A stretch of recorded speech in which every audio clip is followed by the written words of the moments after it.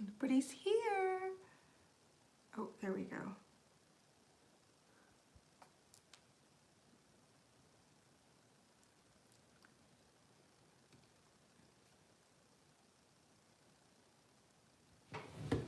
Hi guys. Ooh, wow, there's 8. Hello. Where are you all from?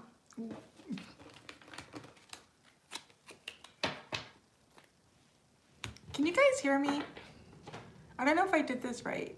Oh, you can hear me then. Hi San Diego. Hi Toronto. Hi California. Hi Oregon. Hi Colorado. Alaska. Oh man, now it's moving fast. Cornwall, oh UK, Los Angeles, Ireland, Thailand. Wow, oh wait, it must be really late in Thailand or really early. Indiana, Pennsylvania, UK. Oh, look at you all popping in so quick. Denmark, San Fran, Virginia, Boston, Greece. I've always wanted to go to Greece. 2 a.m. Wow, see, that is early. Hi. Connecticut. Atlanta. Belarus. India. Wow, Arkansas. Alabama. Cincinnati, baby. Whenever I see Cincinnati, that was always my favorite show when I was a kid. WKRP, Ontario. Yeah. It's 12:02 afternoon. Saskatoon. I was just watching Corner Gas before I came on. You guys have got flowers? It's been snowing here. From Quebec. Hey, Quebec. Did I do something? There's a chat in, maybe you have to, I don't know what you have to do. Wow, there's so many people coming in fast. Russia. Hey, Russia. Ohio, 48 MMT. Snowing here too, yeah. Baltimore, the Caribbean house. Could just sit here all day and go, where's everybody from? Green beans, I don't know. I planted, New Zealand. Oh, I've always wanted to go there too. I hope I have a place to stay in all these places that I want to go to one day. Hi from Michigan. Caribbean. Where in the Caribbean? You don't have to say. People, strange, you can see anyone on there. Can you guys see all the chat? And you can hear me okay?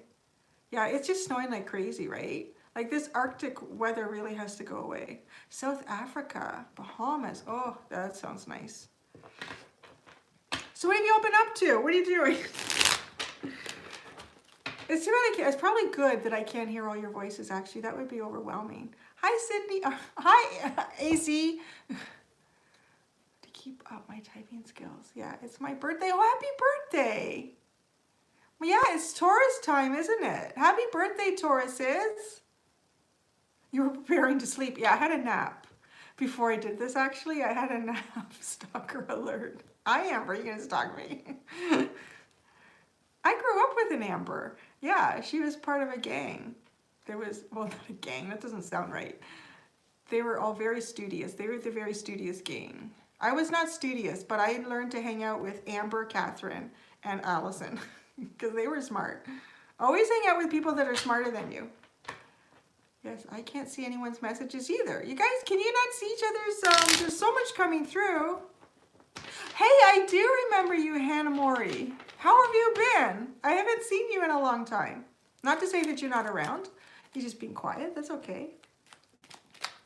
Oh yes, it's Mother's Day, right? Well, tomorrow, depending on where you are. It's still the 9th. What's it today? It's the 9th, right? I totally... Yeah, oh, going so fast. Any other messages either? I think there's, it depends what you're watching on. Maybe you have to enable the live chat.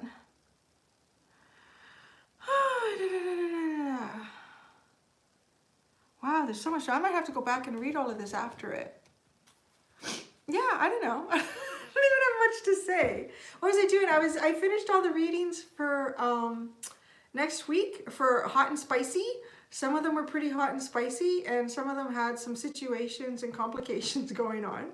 But that's okay. It's really busy. Yeah, well, that's good, I guess, if it's busy. Yeah, I haven't been live for a while. I really, honestly, it's been months and months and months. Yeah. Do you guys have any questions? What do you want to know? I may or may not answer it. Oh, I want to go to the Bahamas. I pretty much want to be anywhere but here right now with the cold and the snow. My nose is really itchy. I think you guys are setting off my intuition. Gosh, it's so fast. Someone said something about the Oakman readings was, oh, out of this world. Yeah, you think so? I found it very difficult. Sometimes I'm not sure how you guys find it. I found it challenging doing that Oakman reading, the one that you watched on Friday. Yeah, because it was hard having the two energies really to read off of. What's currently coming into our reality? I don't know. I don't want to say. I'm gonna be honest. I think we're gonna get another wake-up call. I think some things are happening a little faster than Spirit had planned around the world right now. That's all I'm gonna say. Sunshine and rainbows. Yes. Let's just think about sunshine and rainbows. Las Vegas. Have you guys opened up in Las Vegas? Like, are people gambling again? What is going on there? Because Las Vegas is really all about tourism, right?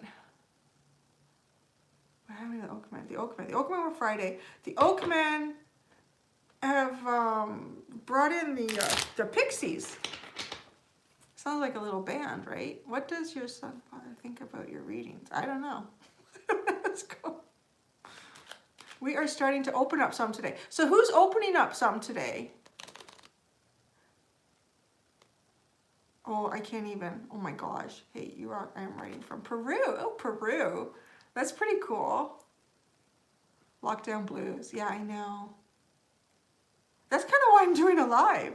I haven't had, it's not really that I can really talk though. I don't hear you. Hey, hi from Barrie. I went to high school in Barrie like a long time ago. It was much different when I was there. I went to Barrie North Collegiate from grade 11 to 13. Yeah, I think the divine's trying to bring people together, but that's up to people too, right? Yeah, it's chilly. Where am I from? I was born in Toronto, Ontario, Canada. But I won't go into where. I won't tell you where I go up north.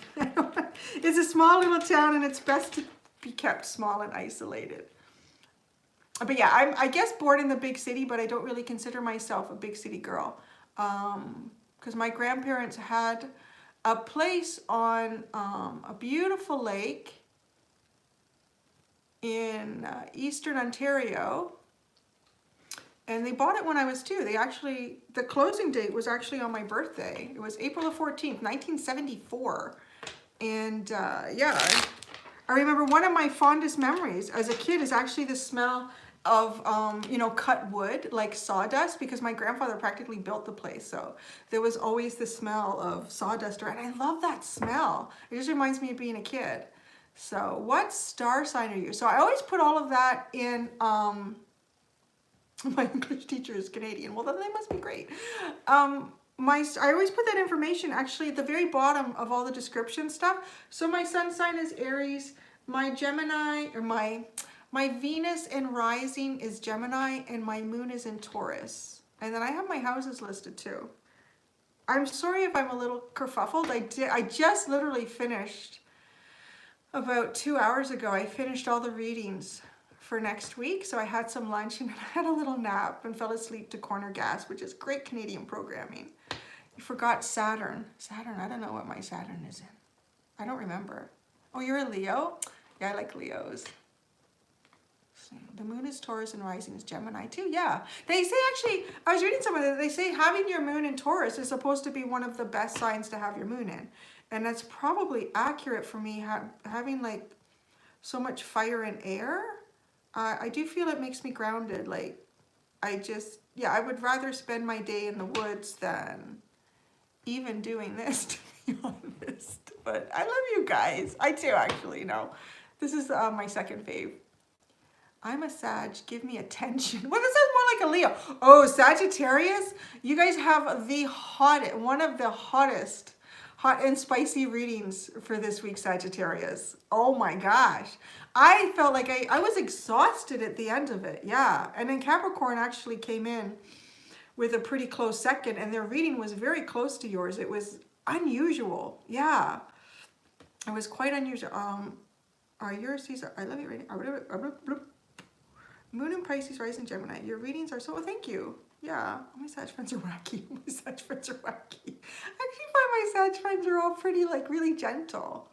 I don't know. Do you guys think that that's a natural thing? I find that Sagittarius, I'm a Virgo, come through for us. Oh yeah, you got, Virgos were sexy. You got some bonus cards though. Your reading was so fast and accurate. It's the shortest reading of all of them this week, but it was incredible how open and accurate it was. It was easy to read. Yeah, I find Sagittarians are like the gentlest of the fire signs. Yeah, I do connect with a lot of Canadians, and it's funny because Canada does not have a very big population. So I look at the, periodically I'll go and I'll look at the data on, you know, the background of the YouTube channel. So obviously the biggest population dynamic that comes into my channel is from the US. And I think that's a given for most things because it's such a big population in the US. And then...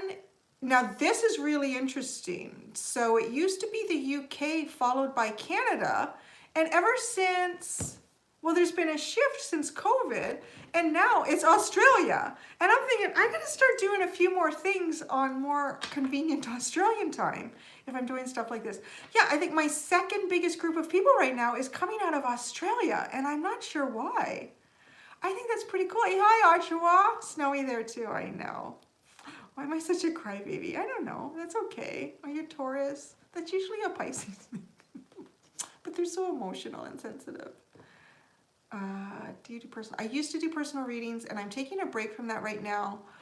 To be honest, yeah, because, you know, with everything that's changed and happened, it would be almost impossible. The Netherlands, hey guys. It would be almost impossible for me to do this and private readings and all the things that I have to do, you know, make dinner and do the laundry and clean the house and walk the dog and make sure my son is actually doing his schoolwork online. Because yeah, he sort of seems to need, I like to call it hand-in-hand guidance with that. Your face from somewhere. I have one of those faces, I swear, where people say, I know you from somewhere. I've got that all my life. Maybe, maybe not. Yeah, I have one of those sort of androgynous faces, I think. Montana, hi, Cindy, hi. KY, oh yeah, thank you. Yeah, we did hit, I like to say we hit 100K because it's you guys, you're the 100K. I'm just doing what I'm doing. You guys are the 100Ks, and I really do appreciate it. And it's kind of why I wanted to do this too. I still have some decks to give away, but I'm gonna wait until I feel more comfortable sharing my germs with people. I want to do that right now. I don't feel responsible doing that now. Yeah, isn't it nice? How many of us are in? Wow, there's 343. There's more people watching this than when I do. Yeah, I think I do get a YouTube plaque actually. Is it fake? Do you think I'm fake? I don't know. I try not to be. But I feel like we'd be friends. Everyone wants to be. I'm not the greatest of friends. I am kind of one of those friends where you kind of have to put the work in for me, I feel like. I will touch base periodically, but I'm not real good at like contact. I tend to, most of my friends are people who are actively trying to seek friendship with me. I do find that. I'm a little bit of an introvert. I remember when you were still only behind the camera. Yeah, right? That's how I started. I started with pick a cards and you just saw my hands. Yeah, I can't stand my voice. I find that fascinating that some of you like my voice. I like my voice.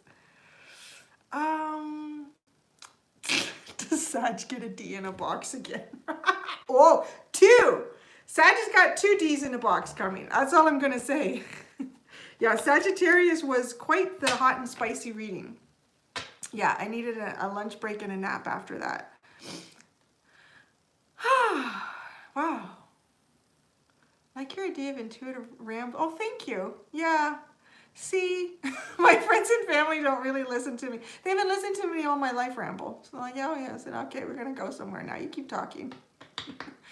Any spicy gold? No, there was no golden. Oh, they didn't use that deck. I will show you. I'll give you the decks that I used this week. Well, let's pick something spicy here. Let's get a spicy one.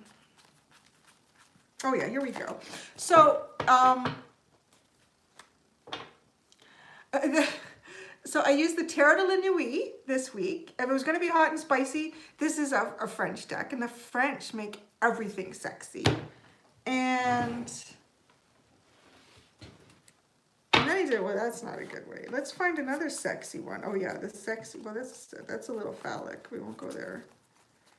Oh, well, this is nice, the 2 cups. And then I did, sorry if I'm, it's on a little tripod and it kind of jiggles.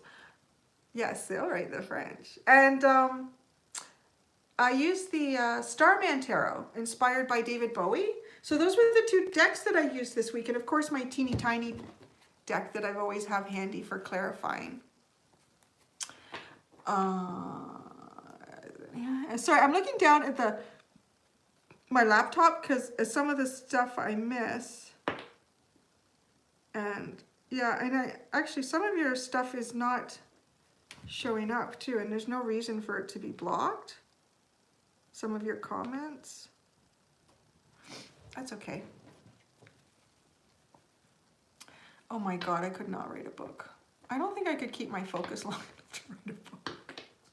I was like, I think Picasso, he was an Aries, and I really relate to like hearing about how he like kept his studio, because I'm a visual artist as well.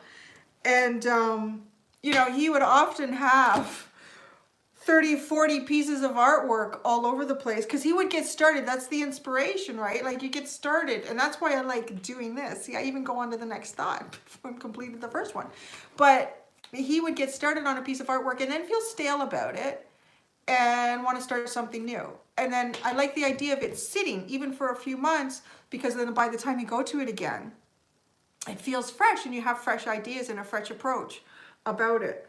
So I think that's how a book would happen for me. It would take a very long time, and my grammar's not very good. Oh, that's nice, thank you. Oh, it just got really quiet. Where'd everybody go? Do you want me to pull a card? I'll pull a card. What card? Oh, I'll pull from, it was just a message to everybody. Let's just pull a card. From the Shadowscape Tarot.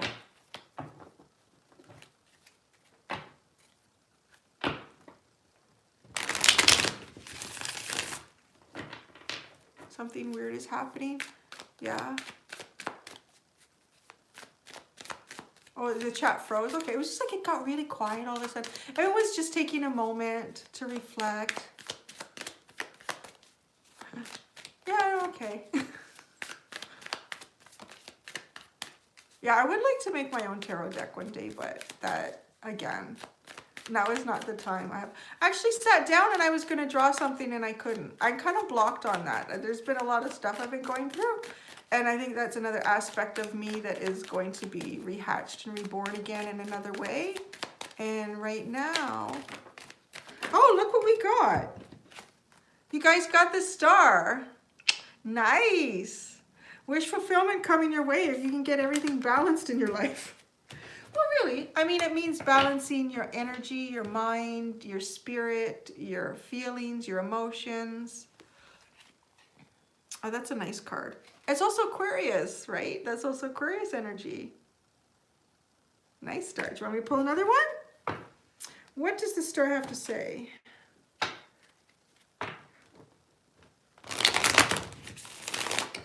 Wishes. Wishes, wishes. Aquarius. Yeah, man, you Aquarians are like every week without fail. So many views on the Aquarius readings. It actually blows my mind. I think Aquarians love this sort, well, yeah, because you guys do have sort of those philosophical minds about existence in the world. Look at this.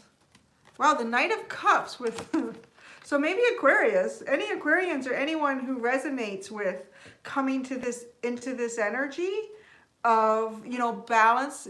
There's so much going on in a very chaotic way right now, all around us and globally. There's the pursuit here of a cup. There's the pursuit of a cup, Aquarius. Ooh, and this came out too. The Nine of Pentacles. Looking very fine. Singing your own song. Being very confident in yourself, guys. I like those cards for you. High Priestess. Always listen to your High Priestess, but do what you want. You don't have to do what your High Priestess says. Hey, Aquarius, Aquarian. See, no wonder you guys are dominating. You're dominating the energy.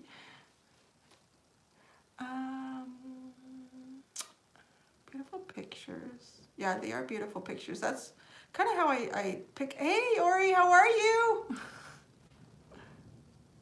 was that sound? It's getting kind of windy here, and I hear sounds.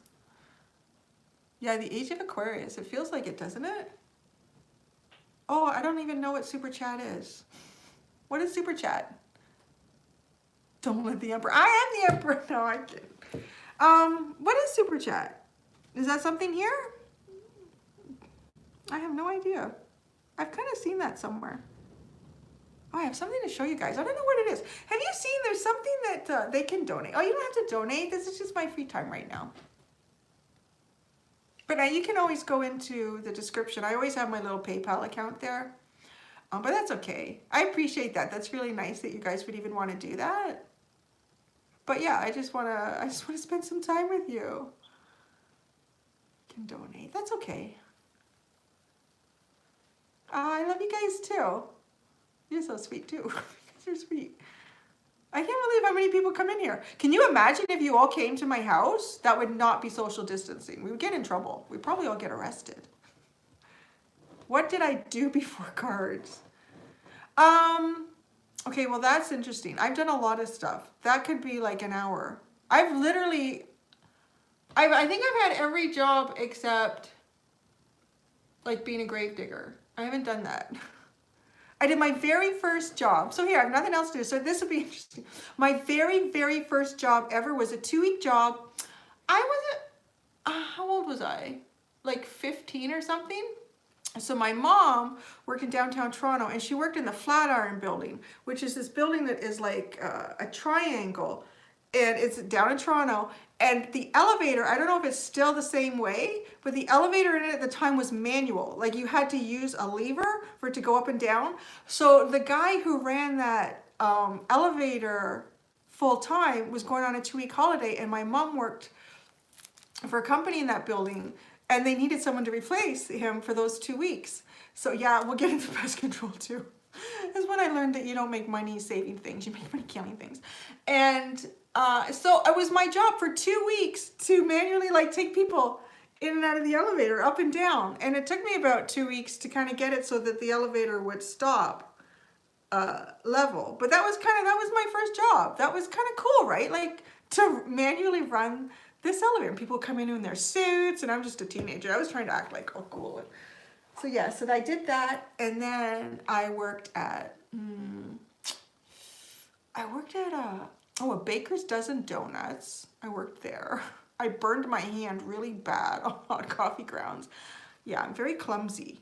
I have a lot of scars. I'm very clumsy, and I'll be a paperclip. It's so funny. I did that, and then I worked at a Mr. Sub, and I gained a lot of weight there.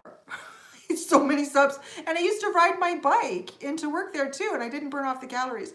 And I remember at one point I looked at myself and I said to my mom, I said, I got really chubby and you never said anything. And of course, as a mom, she said, you just look so healthy, honey.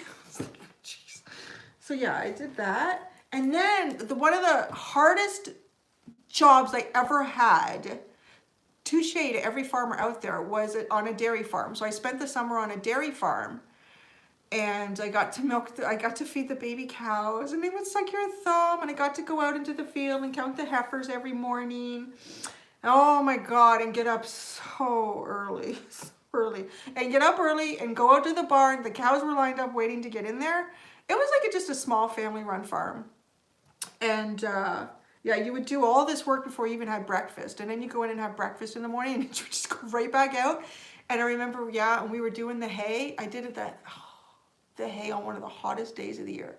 But I was really, I think that was, I did the Mr. Sub and then I did the dairy farm. Trust me, I lost all the weight I gained at the dairy farm and I was like really toned. I probably could have entered a little bodybuilding competition working at the dairy farm. But yeah, I have a funny story about the dairy farm. So I think it was like the first week I was there and the farmer said, he said, if you can go out every morning and just count the heifers, because they were in a separate area from just the cows, and the heifers is, well, I think they do like, don't they do like first calf, heifer, second calf, and after the second calf, then she's considered a cow or something like that. And so, yeah, so I went out to count the heifers because he said sometimes the heifers will jump into the cows. How does a cow jump over? Yeah, you'd be amazed what a cow can jump over. They say it can jump over the moon, but no, I haven't seen that. I did milk them. Yes, I used to squirt the cats. It was fun. But no, we hooked them up to machines most of the time. We hooked them up to machines. And you didn't like that milk coming right out of those cows. Because the farmer, you just had that milk. It wasn't pasteurized or anything what you drank on the farm. They had this big bin. Bin is probably not the right, drum. And we'd go in and just, you know, scoop out the milk. And it was almost whitish yellow. And it was thick. It was rich. Like that was a meal, man. That was really a meal. But yeah, so, oh yeah, so I went out to the heifer field and I found that they had these berry bushes. So I would fill my face with berries while I was counting the heifers. And so I came back one day and I told him, I said, there's 22 heifers. There's 22. And he said, what do you mean there's 22? I said, there's 22. I counted 4 times because I thought, you know, I just started here. I got to make sure I do this right. He said, there should only be 21. I said, oh, well, yeah, there was 21 big ones and then 1 little one. I said, what? So we went out and it was kind of cute because one of the heifers had her calf in the night. He was cute. He was like a reddish brown little guy. Yeah, that was hard work. Oh my God, but it was good work. Like, you know what? If you can do some of the hardest jobs of your life when you're young, everything else will be easy after that. Yeah. Oh, hello from the Netherlands. But yeah, we could go on for hours about all of the different things that I have done. What's that name? Lisalet? How long did it take you to get comfortable? To get comfortable enough with the cards to read? Like, how long did it take you to read? Oh, okay, yeah, I can tell you that. That's more like on topic, right? So, the first month was really hard. I got really frustrated a lot reading the tarot. And yeah, I started with this deck. This was the first deck. This is actually, well, this is the second one of this type of deck because this is one of the ones I'll be giving away when it's safe for me to share my germs. And it's the Spellcasters, Modern Day Spellcasters Tarot. I was drawn to it because of the artwork. So I had this theory that, you know, being a visual artist, that maybe the artwork in the tarot, you know, would be something that I would utilize. I do now, but I don't, it wasn't the best way to get started. It was hard to read the tarot. I actually have like books with notes. It was like studying and reading and trying to remember. And I still have more videos to make because I did start a little series on learn how to read tarot. And yeah, Brian Froud is amazing. And hi Scotland. Is it cold there? It's freaking cold here. So my advice for buying your first tarot deck is, honest to goodness, is to go with something really simple. And that the Raider Waite deck is I would do that. Because I think the easiest thing to do first is to understand what the basic meaning of the card is. And then as you become more adept at what you're doing and in tune to the messages, you can start looking for synchronicities and things that you're drawn to look at in the artwork and in the symbols. Like sometimes I'll notice repeat symbols and things, like maybe a butterfly or a color that keeps appearing. And if you kind of piece it together, it is a little bit like a puzzle, right? But the first month was really hard and I got really frustrated. I really did. I put my deck away and I didn't touch it, probably for close to another month. And I had invested a lot of time in it. Like I said, I had a notebook and I was reading about all the major arcana and I would make notes and try to remember aspects of the cards. And yeah, the messages started getting, oh, hey, thank you, Nikita. She's in here. I made her one of my moderators a long time ago, and I just don't have the opportunity for her to come in very often. So it's really nice of her to come in. And so she's moderating for us. Thank you, hon. Yeah, so that's kind of, oh, and I went to an oracle deck then. And that's when I went to, it was like, oh, I need some inspiration. So I went to my Archangel Oracle. I got that. That was the first oracle deck that I got. And I got it because it was very simple. It seemed very light, right? It seemed like very pure, kind of like pure energy. Because the tarot is full of a lot of heavier, darker energy too, that is, you know, needed to be communicated to us at some times if we're going down that path or we're dealing with that kind of energy. I needed something lighter, yeah, to help kind of open me up. So yeah, there's a lot of different ways, and then you just have to see what the cards mean to you. Hi, Brazil. Oh, did we have a freeze in the chat again? You want me to do a card for each sign? I can do that. Let's do that. That's a good idea. Look at that, see? Guys are so smart. I'm gonna be honest, I think a lot of you guys are smarter than I am, and you to pick up on things that I don't pick up at all in the readings. I'm quite fascinated and interested in a lot of your comments, like what you see in the readings is really interesting. I think sometimes I'm so wrapped up in how much is coming in. I often find, I think you guys see the bigger picture in the readings, which is great. It's quite fascinating. So I've always said I'm just the conduit. It's for you. So, okay, let's start with Aquarius. A card for Aquarius. Wow, that came out fast. Ace of Swords. Ace of Swords, Aquarius. Look at you. Live your truth, okay? But look at, there's something. Okay, I am getting the a message out of the card, actually. There's something that you have to share. There's some sort of knowledge or information.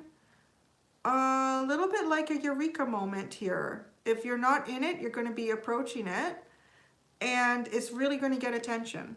It's really good. Like, people are really going to be interested in hearing what this is, what you have to say.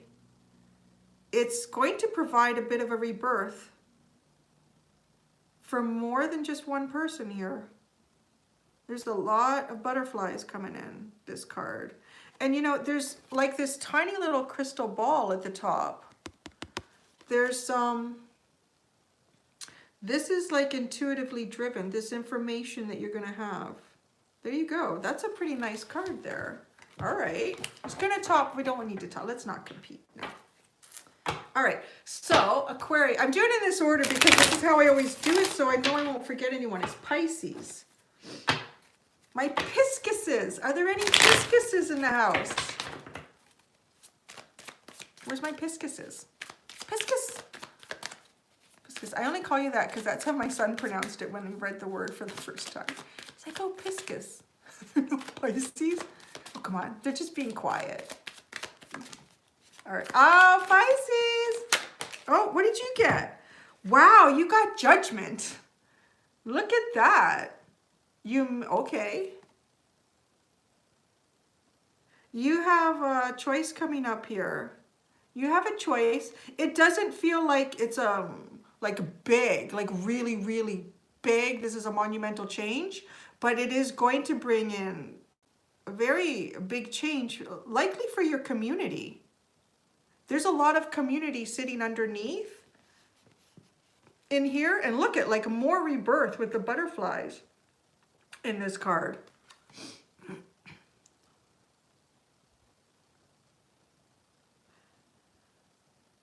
Something that you have to say, some sort of, you're going to have a rebirth, and it's going to cause you to express something, but you'll be expressing it in a very sort of creative way.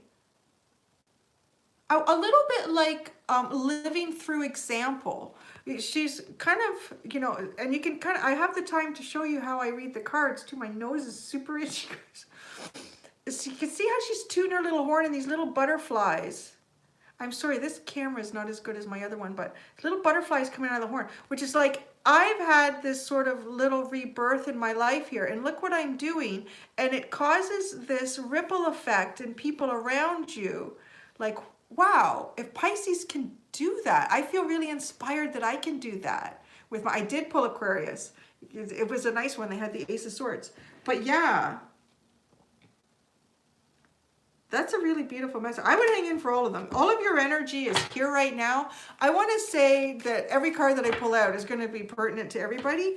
A little more heavily directed to the specific sign though. So that was good. Aquarius, Ace of Swords, Pisces, Judgment, Aries. Whoa, see now I'm going to spell cards. Aries, Aries. Let's see what we have for Aries. Are there any Aries in the house? Thank you, Nikita, for hiding someone. Somebody's not behaving. Your hubby is Aries.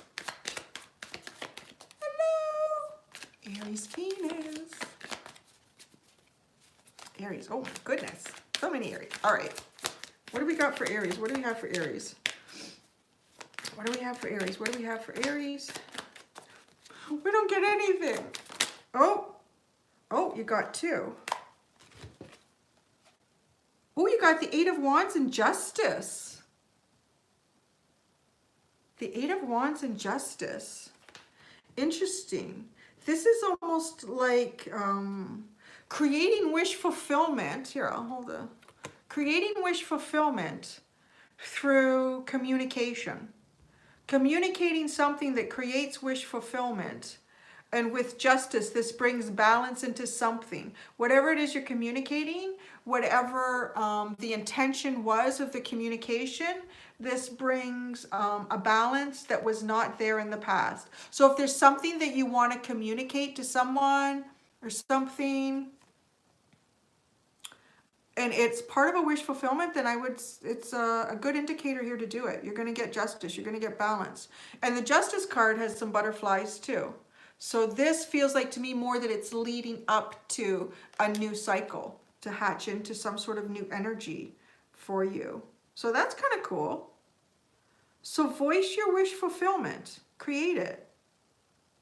That can even be like an affirmation. All right, who's next? My beautiful bovines, my Tauruses. Oh, I see. I have a Taurus moon. I know some people think you don't like Taurus. I don't know. I have a Taurus moon. I just find you guys can be a little slow making decisions, which is okay because you're thinking it through and you're planning. And sometimes I go too quick. All right. Taurus, Taurus, Taurus, Taurus, Taurus, Taurus, Taurus.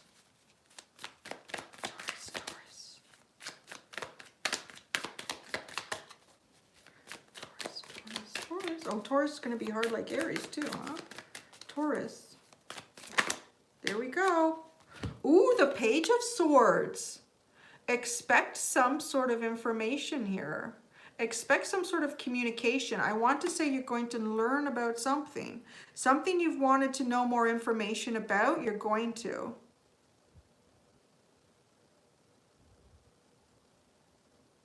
Ah.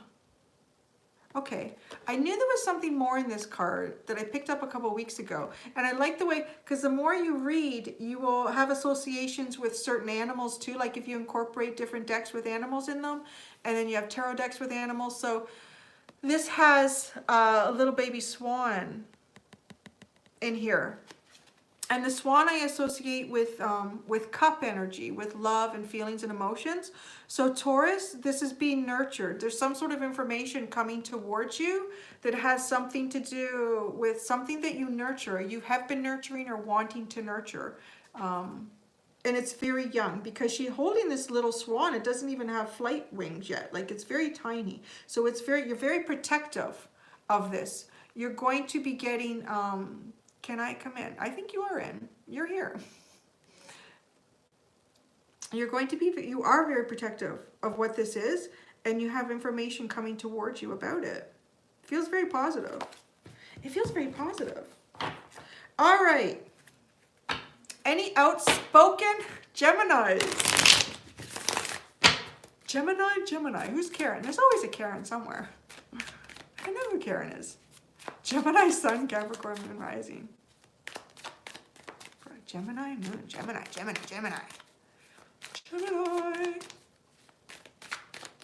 I have to say for you guys, I've watched other readers because I have a Gemini rising and Venus, so I'll watch it sometimes. I find readers can be hard on Gemini. I don't think they understand us. They don't understand you, huh? Yeah, let's get something for Gemini.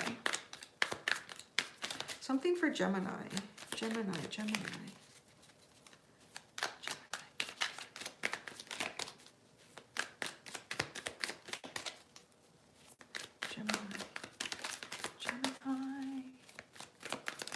Ooh, there we go. Oh, what do you have? You have 2. Okay. Oh, isn't that funny? You got Gemini energy. You got the 9 of Wands and the Magician. These are all pretty good messages so far. I'm keeping my fingers crossed. I want to keep it positive.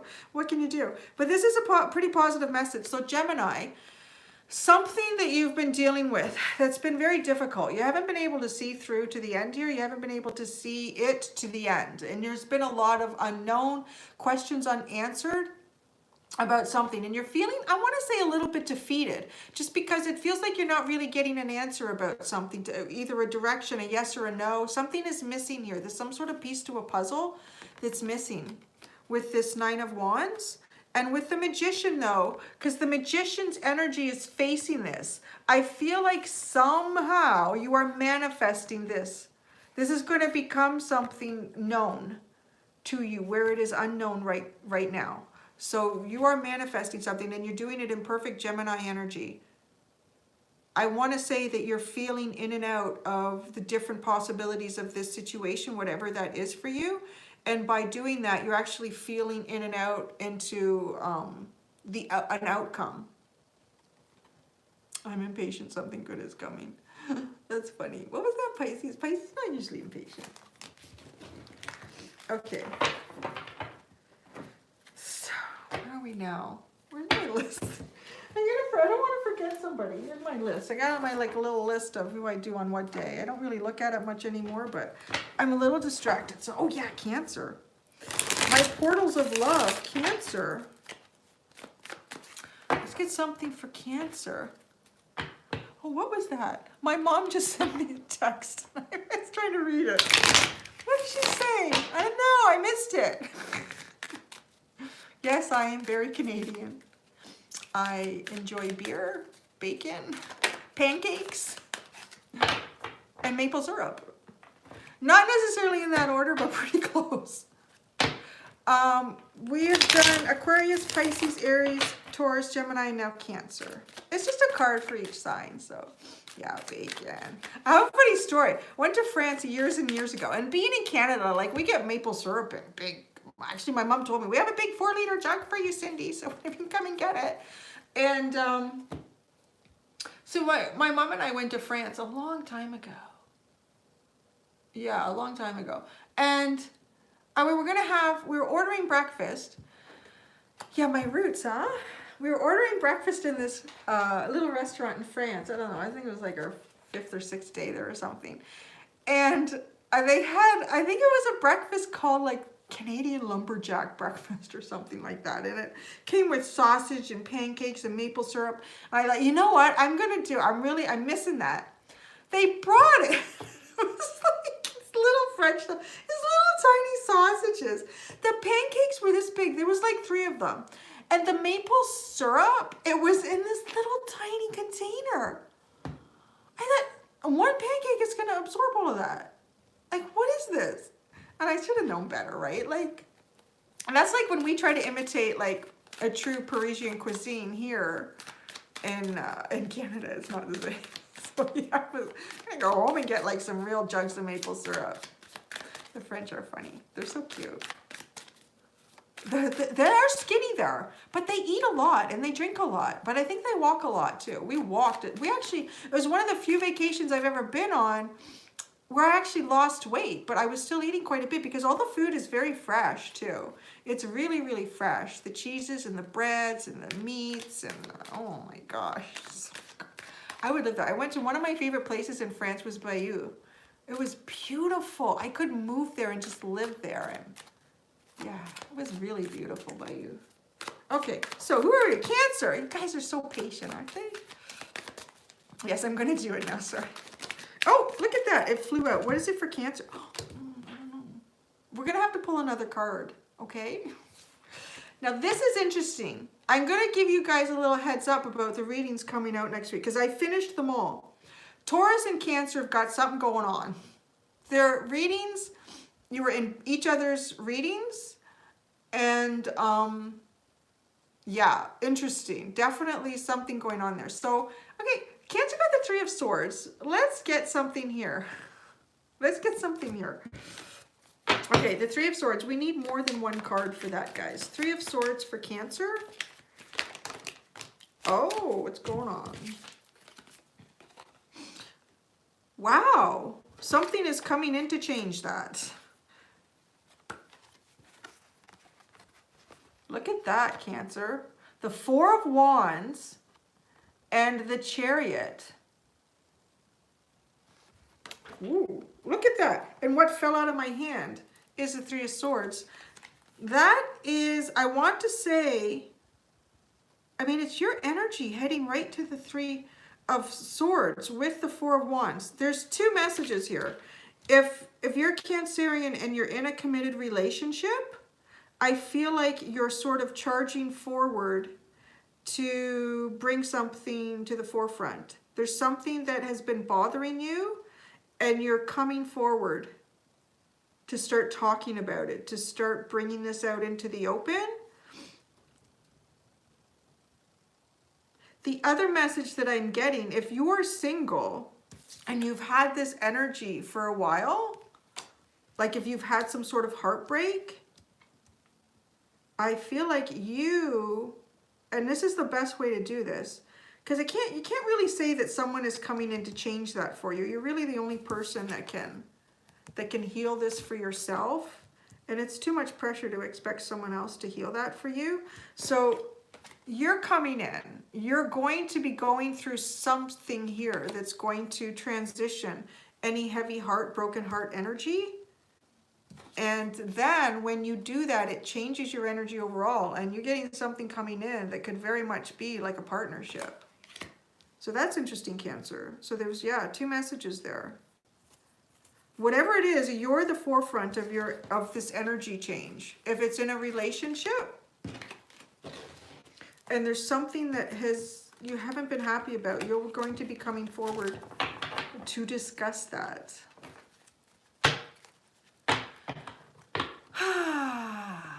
Why are you dying today? What's going on? I have not done Scorpio yet. Cat's out of the box, Cancer and Taurus. Oh yeah.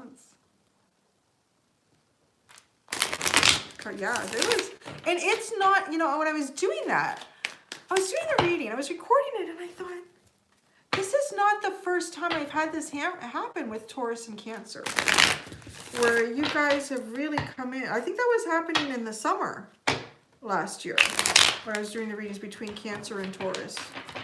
And it was again. All right, Leo, pussycats. There's got to be some pussycats in the house. Where's my pussycats? Leo. Oh, yay, Leo. Pussycat. Yeah, I want to go to Central New York. Oh, how you doing? I took a nap too. Am I getting synchronicities? I feel like my life is a synchronicity that I don't even notice it anymore. I did Gemini. Okay, Leo, Leo, Leo. Leo, Leo, Leo, Leo, Leo. Ooh, Leo, High Priestess, baby. We're going to need to pull another card for that. That's something. That's some powerful energy. Leo has really been harnessing some powerful energy lately. What do we got going on with the High Priestess for Leo? What is going on with the High Priestess for Leo? The Page of Swords. You've got information coming in, Leo. Yours is coming in a different way from... Who was it that had the Page of Swords? Taurus. I think that was the only one that they had, though. But with the High Priestess and the Page of Swords, you are going to be learning and understanding something that you really have not been able to understand up to this point. You're going to be getting some sort of clarity here. You might be getting, I'm going to say you're probably getting a message. And again, you know, this page, she holds this little baby swan, which is like cup energy for me, like love, feelings, and emotions. So this page is coming through with something, but it is the Page of Swords. So whatever's coming in for you is more likely, you know, not something that is expressing feelings and emotions. It may be a little bit more, you know, casual, but there's feelings and emotions behind it, Leo. And it's coming from a source, an energy that I want to say, you haven't been able to get this answer up to this point, or you haven't been able to connect with it. It's some sort of unknown. It's changing this unknown. It's kind of a rebirth. She's holding a pomegranate here. So this is a very significant high priestess, in that this is really, and she's kind of floating up into the air here. This is going to create some sort of like a rebirth. There is definitely a very, again, it's a very, something that you nurture, you want to nurture. Something that, you know, you have love in. Very positive. You guys are doing really good. I'm glad. I might have to adjust the blinds. It's getting quite sunny in here. All right, Virgo.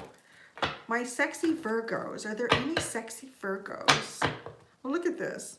Who's that, for Virgo or for Leo? Virgos. Virgo's had a good hot and spicy reading for next week. Virgos. Oh, look at all the Virgos in the house. Put your hand up if you're a sexy Virgo. Yeah. You want to know? Yeah, because you guys are. Yeah. Okay. My Virgos. Virgo. A message for Virgo. A message for Virgo. Virgo's energy of the Hermit has been getting around a lot in readings with everything that's going on. Everyone's Virgoing it. I thought something flipped. Oh, it's teasing me. I could have sworn that was really weird. No? All right, we keep shuffling. Virgo.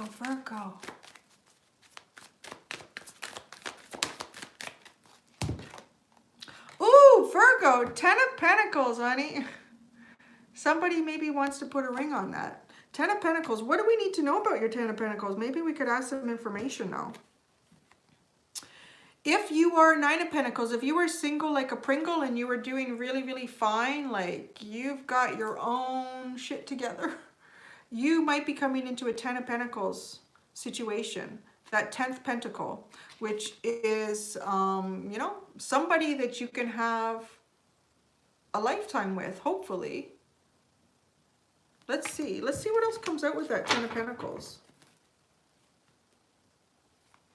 10 of Pentacles for Virgo. The 10 of Pentacles for Virgo.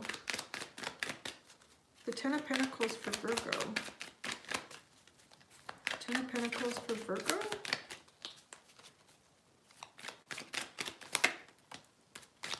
Whoa.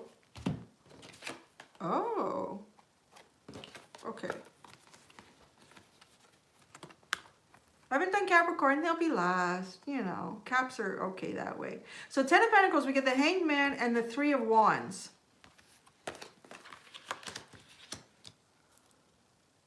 Yeah, there's something here that has had no movement and you've been waiting and watching. I'm going to kind of say that this is coming out to tell you that there is, at some point, there's going to be movement here on this 10 of Pentacles.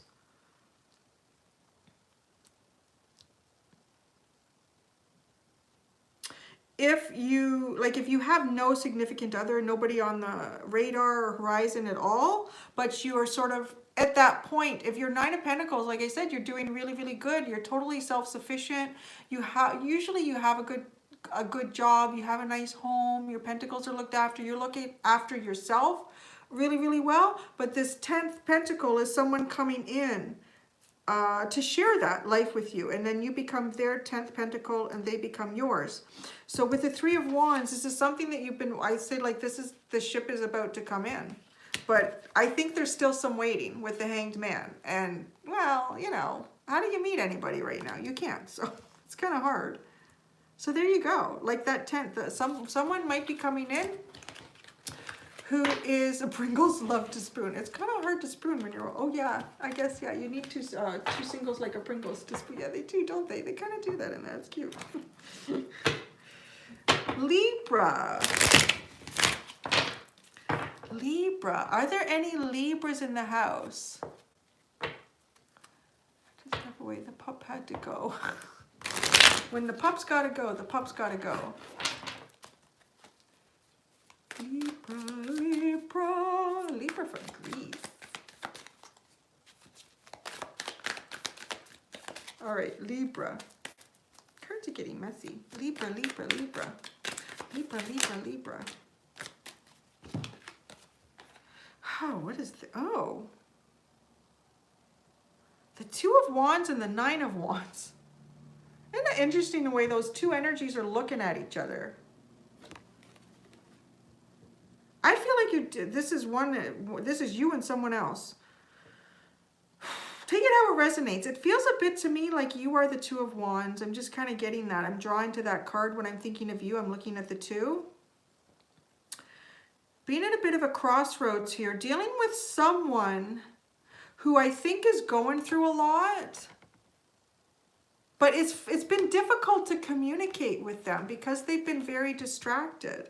They've been dealing with a lot, but there's something that you need to resolve with this person. Like there's something that you need to go forward with this person, but you can't.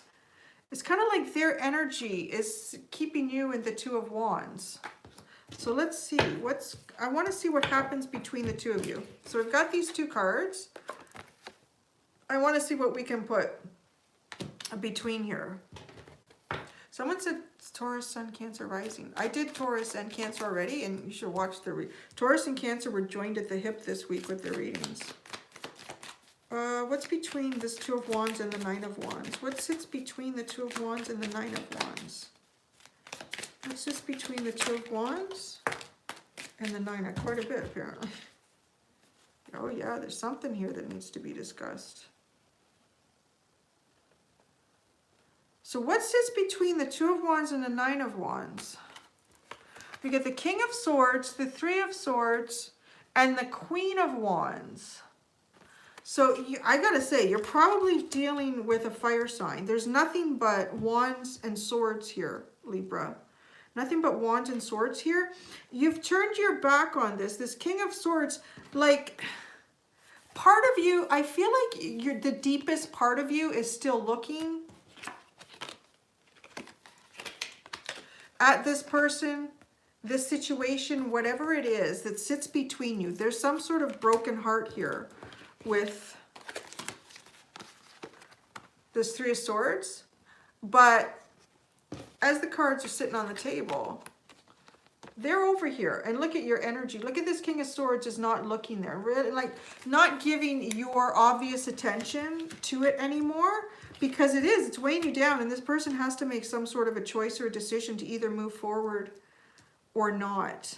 Now, they do have the Queen of Wands sitting here, though. I think this person is going to try to communicate.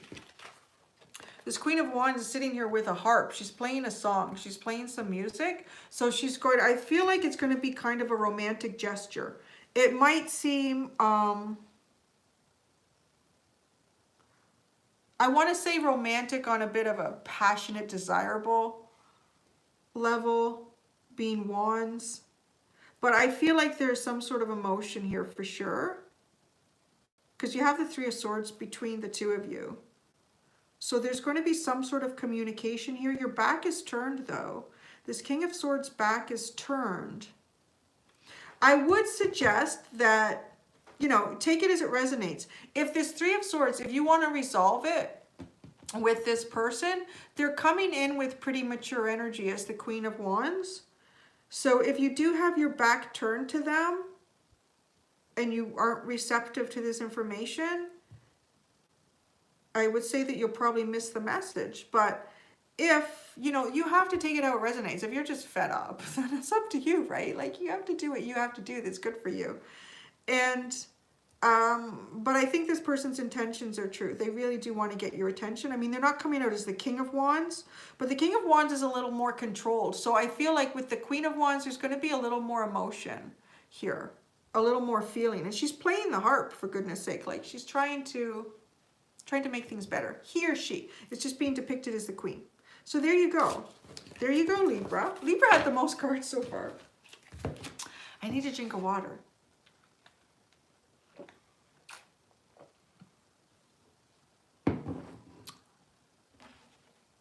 Does that make total sense for Libra? It's always nice to hear that, because I never really... Something's falling here. No, for sure, right?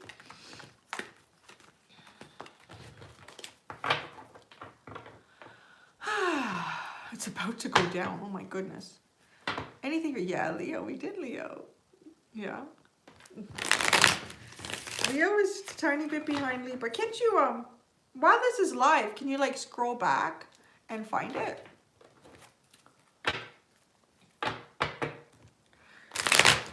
Wow, maybe you have someone who has like nothing to do. At the end, could go in and put a timestamp comment with when I pulled these cards. That would be nice. If anyone wants to do that, I'll pin it and give you a heart, but you don't have to. I know everybody has lives outside of watching this. Scorpio. Scorpio. Yeah. My Scorps. All right, Scorps. Are there any Scorps in the house? Scorps. Scorpio. Oh, yeah. Look at all the... yeah. Scorpio. All right, Scorpio. Ooh, what was the other one? What you got two here. Oh, baby Scorpio. You got the Sun and the Queen of Cups, hon. You are your sun. I just got that. I was like, you are your sun. And I hear Scorpio going, yeah, we know it. Scorpio has the Sun. This also tells me some sort of wish fulfillment, some sort of happiness and clarity coming in about love.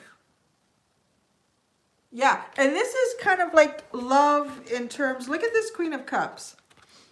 It's also your energy, but look at how she's like she's walking. She knows the universe has got her back here as she takes a stepping forward. If you've been slowly moving forward in something and you have this strong feeling that this is going to lead you to wish fulfillment and happiness and clarity, and it could, even if you could be dealing with a Leo or not, it's just really, it is about wish fulfillment and happiness and dreams coming true here with the Queen of Cups, and it definitely has something to do with love and feelings and emotions, something that you have a lot of love for.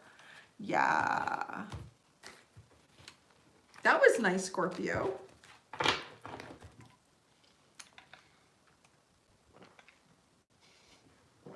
That's your wish, not mine. Wow. Why would you not want love? Oh, come on.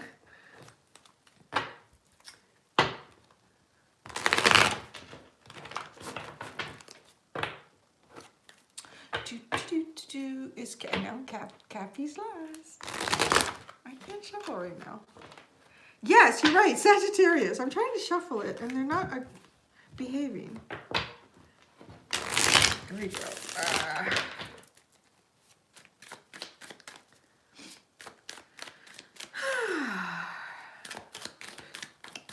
Girl, I have no idea what your gender is. Why do I have to guess your gender? Why are you making it hard? I don't know. Want me to pull a card? No, I'm focusing on Sagittarius. Saggies, my Saggy babies. Who had the most intense hot and spicy for this coming week? I was exhausted after your hot and spicy reading. Holy cow. Two big offers coming in, Sag. Let's see what you get right now. Oh, you get the two. That's funny. You just said two big offers coming in and you get the Two of Wands. Choice and partnership, Two of Wands, making a choice, being at a crossroads. All right, tell us more about this Two of Wands, Sagittarius. Sagittarius. Oh, that's too many cards. You got the Four of Pentacles. Wow. Yeah, you're not going to see this coming. I really don't think you are, Sagittarius. This is just, after just doing your reading like a couple of hours ago, I mean, you'll see it next Thursday like you always do. Yeah. And you don't see this coming. You've been sitting, I think, sort of waiting or manifesting something. So this is I kind of got that you've been trying to manifest something. I'll give you a little information from the reading. You've been trying to manifest something and you've done it so well that it's coming in twofold. And it's not going to be an easy choice. And you're not going to see this coming. You're sitting here, it feels there's nothing. It's just nothing's moving. There's no energy, no information coming your way. I'm going to pull one more because it's evident. My hair is getting really out of control and I'm not going to be able to cut it. Give us more about this. Two of Wands and Four of Pentacles. This Page of Swords is all over the place today, isn't she? There's something coming in here. And again, it's this little offer. It may not seem like an offer of love. I feel like it's a toe dipped in the water. It's like a toe dipped in the water here. Whatever this message is or this information is, it's going to start something. I think Sagittarius, yeah, you're going to want to watch that this week. That's really an interesting reading. So yeah, I just think that's a confirmation again. That Two of Wands literally came out when I said you had two offers coming in with the reading that you have for this coming week. Yeah, and the Four of Pentacles, you too may have, be really much just kind of staying at home, looking after your money, not trying to spend too much, trying to keep yourself balanced, balancing your energy and your environment. And Page of Swords is coming to you.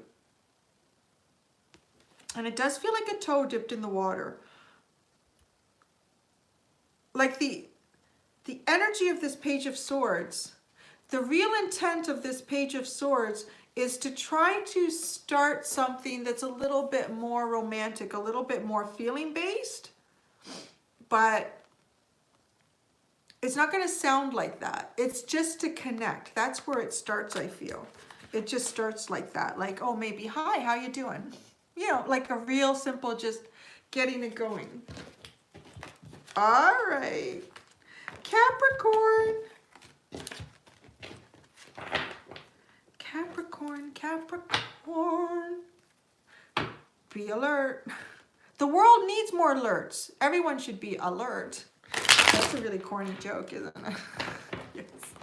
Yoo-hoo! Capricorn.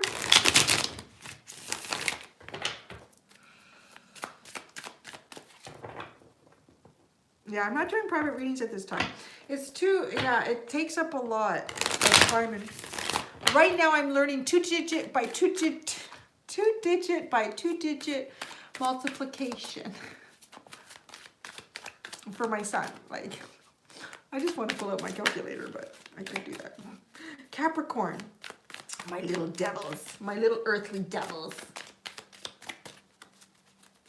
It's the best energy, right, Capricorn? It is. You just have to know how to use it.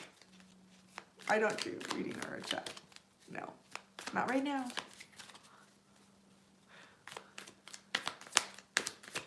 I don't know. What is this new math? It seems like the math the way oh, you got the Ten of Pentacles too, Capricorn. You have, okay, so this is the funny thing. After I did the Sagittarius reading, like to anyone who's just coming in now, I finished all the readings this week. I sat down today and I did Libra, Scorpio, Sagittarius, and Capricorn. I got them all done before lunch.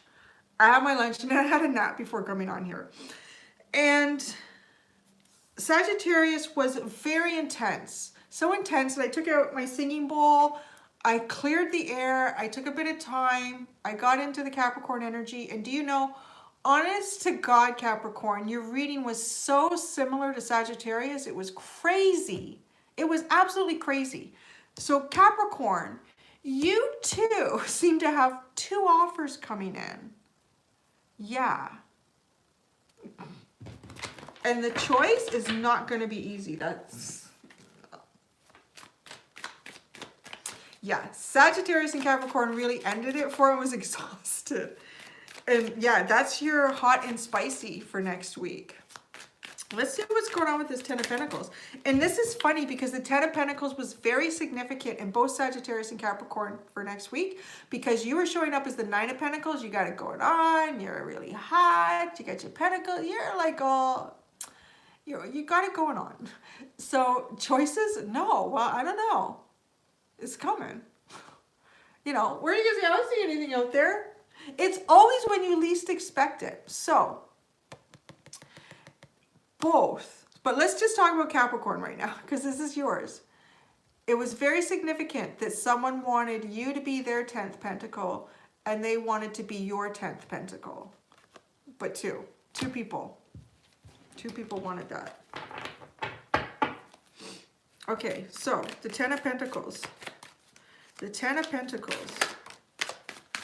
Oh, someone's coming out of the hermit mode. See, you don't see it coming.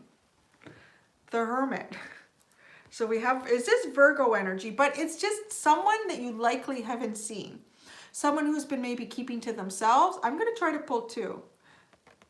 I can't remember with Sagittarius or Capricorn where this was indicating that the person has been going through some stuff. And the other, I don't want to give it all away. I don't want to give it all away. The one person has been going through some stuff and they've needed time on their own to, as I keep talking, I'm not good at just keeping my mouth shut. There's nobody here to kick me under the table. I said, be quiet. Oh, and the Magician. Yes, see? Because what I was going to say, the other person has been trying to manifest sort of a way to approach you. And it was funny, it was kind of getting this, like, they would start dialing your number and then they would hang up. They would start typing you a message and then they would delete it. So, which is really funny. And look at this. Both cards, Capricorn, are looking, their energy's looking right at you sitting there with your dragon. Yeah. I'm telling you, there's two offers coming in for Capricorn and Sagittarius, but this is Capricorn right now. So, but the readings were so similar. It was astronomical, actually. It was really funny. So there you go. Yeah, one person is coming in that you probably haven't heard from them from a bit, because they've been going through some stuff. They've been going through some heavy stuff. And I think, you know, because sometimes people are like, oh, why haven't I heard from them? If somebody's going through some heavy stuff, they need to find themselves again, right? Like, that's really important. They need to find themselves again before they can offer themselves to anyone. You have, you know, right? It's very true. Yeah. So, and then the Magician, this person's just manifesting. This is Gemini energy. So you can just see it, right?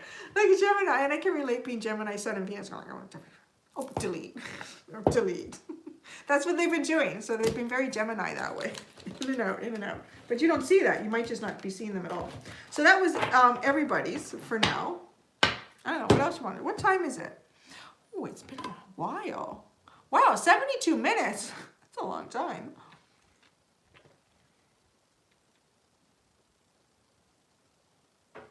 Why will she turn tail and walk away? These were solid offers. They were solid offers.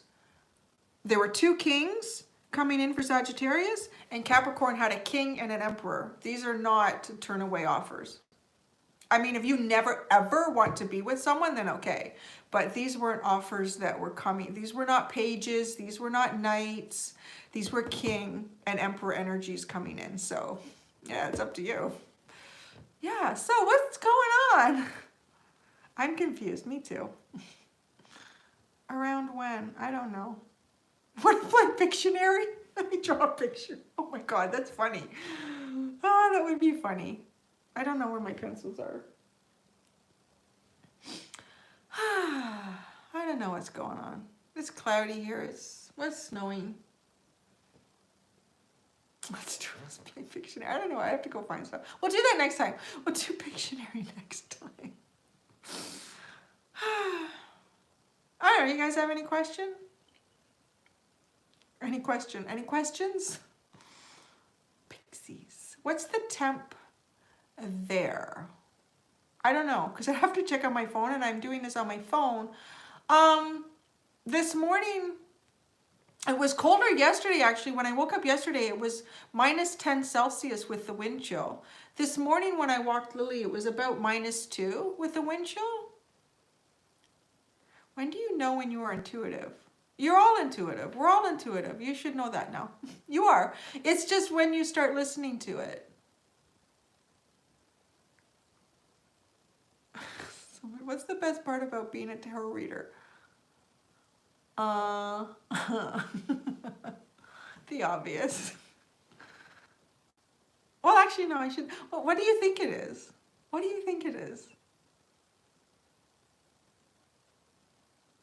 While you guys try to figure out what you think the best part of being a tarot reader, so what drew me to it was about 20 years ago, I had my first like psychic reading done to me, and one of the first things she said to me is like, you are in psychic intuitive, but you choose not to use it now. And I was never comfortable with it. I don't know why. I had to wait for a certain point in my life to do it. Yeah, now I get distracted. I don't remember what the question was.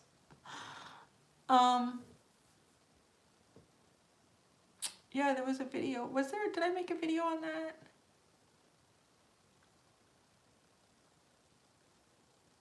Just which one together on the exactly. Oh, that's so beautiful. Being nosy, yeah, it is. But you know what? I don't pull cards on people really in my life because that feels like an invasion of privacy. I will pull like cards, like a friend of mine. She had a months ago or something that was going to come up. And we kind of wanted to know how it was going to go, how she should play it. So we did pull cards on that.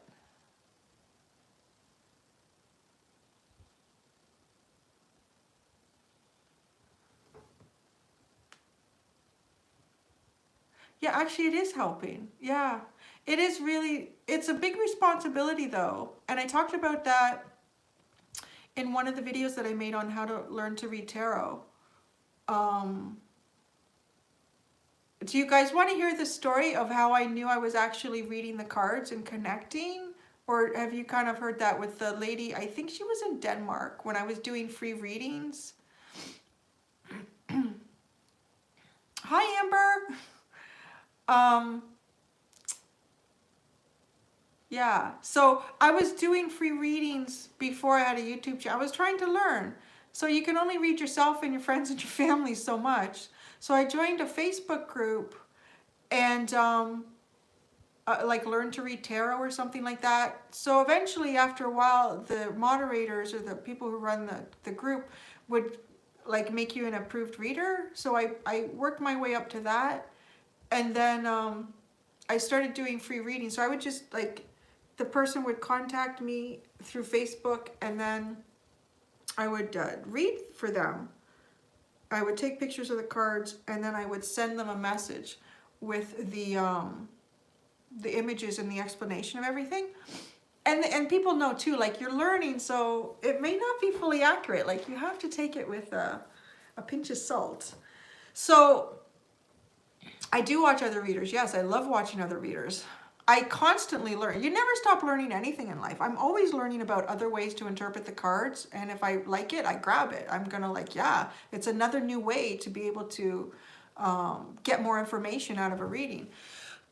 But so I was doing a reading for a girl. So she was pregnant and she had like a 4 or 5-year-old daughter and her partner had just left her. And she wanted to know if he was going to come back. Oh my God, this is really heavy. Like you should. But you know what? Once you start reading for other people that you don't know, you start realizing that that's pretty much the stuff you're getting. Like nobody ever asks you to do a reading when their life is perfect. Almost never. Although sometimes, when I have the spiritual readings, when I was doing private readings and the deeper spiritual ones, yeah, I would get a lot of Pisces too. I was always impressed. They always want to know, how can I help the world? I was like, guys, it's so beautiful. It's so beautiful. So, yeah, most of the time, 99% of the time, anyone you're going to read for, anyone's going to pay you to do a reading is because they have some sort of conflict or confusion or something that in their life that they're upset about. So you realize, wow, It's a big responsibility. Um, so yeah, I was reading, and the message that came out was basically no, he wouldn't be coming back. He wasn't coming back. And kind of thinking, well, why? Why is he not coming back? So the message that I got for this girl was that the things that make us happy are not the things that make him happy. The things that make him happy are not the things that make most of us happy. Like, he shouldn't come back. He's not coming back, and he shouldn't. Like, it's not good. And I thought, gosh, that's heavy. So I pulled more cards, and there was sort of a period. So that message, and then the next portion of her life was sort of trying to get her life back together again. And then the next cycle in her life was really impressive. Like, it just kind of showed me this girl who was going to become a great leader in her community and really stand up for other people because of things that she'd experienced, and then became able to guide others through, like almost kind of like an Oprah Winfrey energy. Like, she was going to be really successful, but her success was going to be driven not by wanting to be successful, but by wanting to help others in what she'd been through. And I didn't know what it was. That was the message. And I thought, you know, you hate to tell somebody in that situation, A, she's pregnant and she's already got a little kid and this guy's not coming back. So I sent her the message, and I didn't hear anything for like 4 days. I know, gosh. Like, you know, it just weighs on you. It's a big responsibility. And she finally contacted me again. And she opened up and she said, yeah, the reading was hard at first. The first time she watched it, she didn't want to accept anything in it. And then a bit of time went by, maybe a day or two, and she watched it again. And I think she had like a big breakdown. But when she had the big breakdown, it was a realization. She understood. And then she told me straight up, and she said, you know what? He abused her, like, physically, emotionally, intellectually, every type of abuse you can imagine, this guy abused her. And of course, too, like, she's got a little kid, and you're thinking, yeah, you don't want that little girl, and she's pregnant, to grow up with that. So, and what a way for spirit to just say, like, they didn't tell me. Because I also, so too, when you do a third-party reading, like, if someone wants to know about someone else, I always say, like, the reading to protect my karma and the person who's asking for the reading, just, information that is in the best interest of all those involved. So if somebody's going through something that you really shouldn't know about because it's their personal stuff, spirit might not tell you.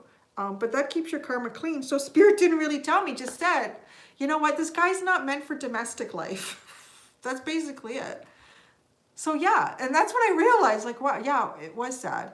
But you know what? Her cards got a lot better down the road, and then it clicked for me. I thought, oh my God. So you could see that this woman would finally be able to raise herself up from what she'd been through, and that she would be able to support other, probably women in her community. I shouldn't just say women either, because men can be horribly abused as well. So anyone who's been abused by a partner, and that she would, you know, help people was... Yeah, and that's when I realized, was like, I think there's something going on here with these cards. I think it's kind of real. That's that story. No one is listening to the scared. Who's the scared?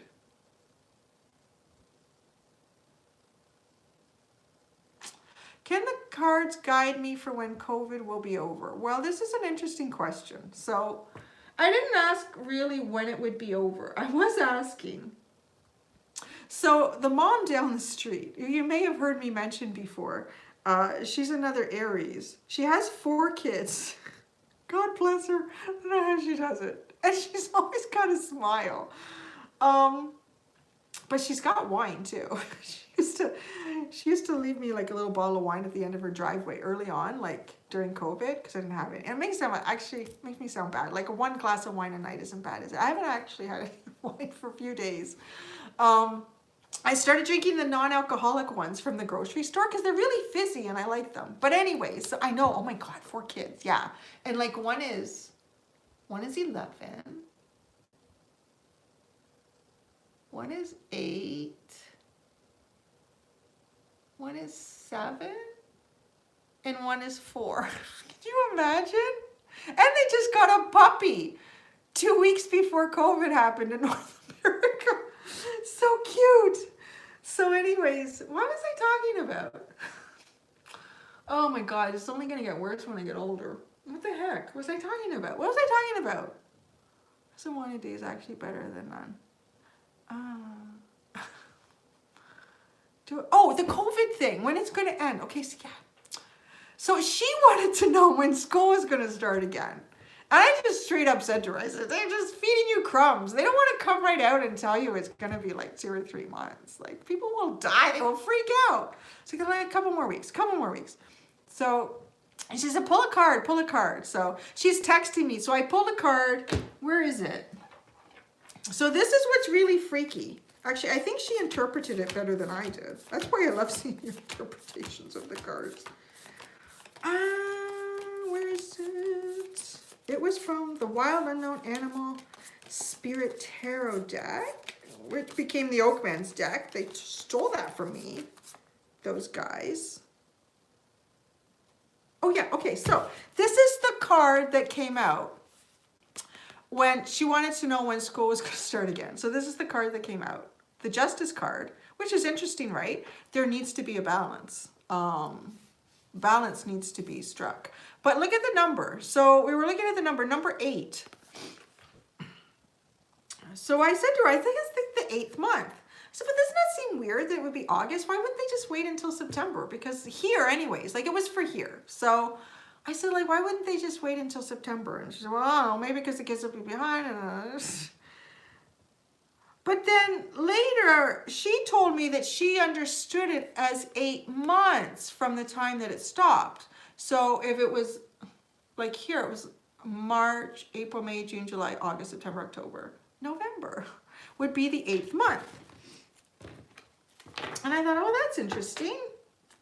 That's nice to know. And then what was it? What was the other deck I was using? And then I realized, I can't remember, but I realized typically the Justice card is number 11, which is November. So, because yeah, I pulled out, though then she asked me again. I think a couple more weeks went by and she said, can you ask that question again, Cindy? Is this what my powers are supposed to be used for? Really? So yeah, I asked it again. And I got the Strength card. Was it in here? And that one's number 11 in here, I think. Yes, I got the Strength card in this deck. Number 11. And I said, oh, that's weird. And then that's where we understood. And then I went, wait a second. This is different because in other tarot decks, this is number 11 and this is number 8. How freaky is that? Like, that's being told twice. November. I know. So I'm on the record as saying November, and that's because my neighbor keeps texting me and asking, pull a card, Cindy, pull a card. It's good. When it's over, it's over. That's when it's over. I always seem so cheerful. I'm not always cheerful. I'm normal. Yeah, no, there's times I'm not happy. Not at all. Why would I always be happy? It seems like, no, I'm not. I'm not always happy. Not black and white, yeah. No, but yeah, no, I'm gonna be honest with you. There's times where I feel quite down. Yeah, it's been a lot better lately though. Like, cause I've gone through a lot of changes in the last little while, but yeah. Oh, hi, Michael. I remember you from a long time ago. Pisces? No. I'm trying to remember what used to come in and watch. Is it Pisces? Hey, Dana! I just saw you real fast. How are you doing out there? Are you social distancing still? You stay safe, because they said the numbers were getting high in Texas again. Yeah, I try to keep a happy attitude. It's just my newest thing. Oh, Sagittarius. Wait till you see Sagittarius' reading for this coming week. Yeah. Yeah. My newest thing is there's people in my neighborhood annoying me. No, actually, you know what's going on? So tell me what you find. This is what I found early on during like the pandemic. I found that people were kind of going out of their way to say hi to you. Like if you're walking, like there's a trail here and it's pretty wide. It's a little bit wider than a regular sidewalk. So if you're at your one end of the trail and they're at this end and you're passing, you're pretty close to like 6 feet, 2 meters apart. And people I found were being really friendly. They would like try to make eye contact with you and say hi because it seems so rude to get away from me, right? Like that's not what we were used to doing. So I thought this is nice. Like people are going to, that's totally changed. People have changed. I've really noticed that. Like, and I'm looking up trying to make eye contact and they're like straight ahead. And some of them I still try to say hi, good morning, good afternoon. Nothing. I just think, what is going on? Like, what happened? And I'm feeling like people are starting to resent each other. I don't like that. That worries me a little bit, actually. I feel like people are getting frustrated and, you know, feeling trapped, feeling like their choices are not being respected by the world. There's things that they want to do and they can't do it. And I feel like people are becoming resentful. I've noticed a big shift in that, like just walking and seeing people. There's still some people that are, yeah, and I love it when people are friendly. Why can't you be friendly? Like, it makes you feel better, right? You can't tell if people are hugging. You can see it in someone's eyes. You can see someone smiling with their eyes. Yeah. Chihuahuas. I like chihuahuas. They're cute. They need little coats right now, though it's cold. November. So white people think, you know what? I'm going to tell you, the brown people have been saying hi.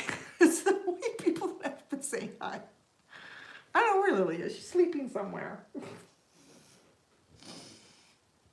What country? I'm in Canada. Roots, the beaver, Canada. Yeah, hi. It's been going on a long time. I don't know. I'm going to make dinner, I guess. It's okay. I haven't talked this much in about 3 months, so. Oh, they're friendly but fed up. Yeah, I don't know. Like, Canadians are generally pretty friendly, but I think when they get grumpy, they're really grumpy. I think the weather is playing a part too. Like, it's been winter here for 6 months for us. I'm tired of that. In Ontario, like, just outside of Ontario, of Toronto. So it should be warm by now.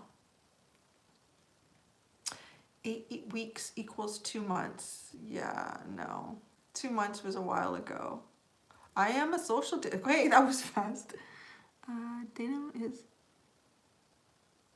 Oh, we're famous for being nice.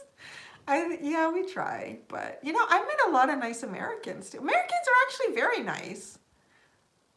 It's been a while since I've traveled to the U.S. I went to Washington State once, drove down there. I'm telling you, everywhere I went, like, they were so friendly. It was a while ago. I don't know if y'all have changed, but yeah, people are, I think overall, I think people are friendly all over the world. My grandfather used to have a really good saying, and I think it's absolutely true. He says, if you go somewhere and you expect people to be assholes, you're going to find assholes. If you go somewhere and you anticipate people are going to be friendly, you're going to find friendly people. And I think it's true. I think people are the same all over the world for the most part. I think it's the projection that we have, although, I don't know, lately, I'm kind of wondering, I'm like, why are they not looking at me and saying hi? But, you're probably weird. Have you been to, no, I have not been to India. I have not. What's it like there? All I hear is like what Russell Peters said about India. I would like to see some of the architecture there. Yeah, I would like to. That would be great. Yeah, I think if you're friendly, they'll be friendly. It's hot. I can imagine it's hot. I only like hot weather if I can go into a lake and go swimming. No, I haven't been to the UK. I would really love to go. Yeah, I would really like to do I would like to do England and Ireland, a bit of Scotland. I've been to France. I did one of those, Berlin, yeah. Actually, my grandfather was from, well, he wasn't. His grandparents were from Germany. But my father was adopted, so I was not actually the biological his biological. Anyways, so I guess, yeah, we'll put it in there. So I got the DNA. So my father's adoption records were like blank except for his birthday. So I've always been curious, like, what is that part of me? So I had that, you know, those DNA tests done. Is it Ancestry? And it came back, it was really interesting. So it's mostly British, Irish, and French. And I connected with a cousin on my mom's side who we know she knew her like grandmother was from Quebec and had a really strong French accent. So she knew that about it. But so this cousin on my mom's side did a tree, one of those family trees, and he'd been doing it for years, like 10 years. And he actually found, so my ancestors came here from Normandy, France in the was it the late 1500s or very early 1600s? And they settled in Quebec, and I thought, wow, that's pretty cool. Like, that's like totally pioneering. That's like fur traders. Yeah, so that's really, oh yeah, I love France. I went there quite a few, and it did. And that was the funny thing. I didn't even know that about myself at that time. You know, the French, I had an inkling about it. Like, my mom knew that her family had been in Quebec, but yeah, and the DNA keeps changing. They keep giving me updates. One minute I'm like 30% Irish, and then the next week I'm 20%. I don't know how that works. They keep adjusting it or whatever. But I have to say, when I went to, this was a weird thing. I went to Bayeux in Normandy, and when I was there, I had to describe it as actually feeling like I was home. And it was really unusual. And I'd never been there in this lifetime there. But I felt very much, and this was the funny thing, I was never good at French at school. I could not learn it. But within like 4 days there, I was speaking it pretty fluently in the shops. And then after, I don't remember how long we were there. We were there a week and a half or 2 weeks. I can't remember. But I was just like, I could have just stayed. I was really comfortable there. I felt like I'd always been there. It was really funny. So I'd really like to go to England and Ireland and see if I sort of experienced the same thing about that. I have not been in the Netherlands. There's so many places I would like to go, but no, I haven't been there yet. Did he say that about Germany? Yeah. Oh yeah. I mean, there's always a good drink and a good song with the Irish, right? I'm sure I would. Does the sun shine there though? I always think of the UK as always like cloudy and rainy.